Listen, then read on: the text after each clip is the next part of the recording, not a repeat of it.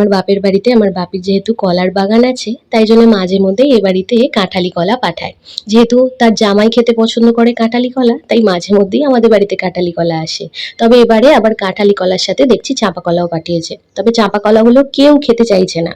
কিন্তু এই গাছের টাটকা জিনিস আমার ফেলে দিতে একদম ভালো লাগে না, তাই এই সুস্থ কলাগুলোকে অসুস্থ করেই সবাইকে খাওয়াবো। তাই প্রথমেই কলাগুলোকে ছাড়িয়ে একদম পরিষ্কার করে ধুয়ে নিয়েছি। এখন কলাগুলো ভালো করে মেখে নিয়ে তার মধ্যে পরিমাণ মতো মিষ্টি, নুন আর একটু পরিমাণ মতো আটা দিয়ে ভালোভাবে মেখে নিচ্ছি।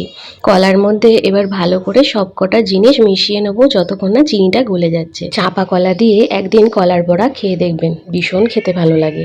আর আজকে না এই ব্যাটারটা আমি একটু নরম নরম মেখেছি, যেহেতু আমার মেয়েও খাবে। এবার কড়ায় সরষের তেল দিয়ে তার মধ্যে একে একে বড়াগুলো সাজিয়ে দিচ্ছি।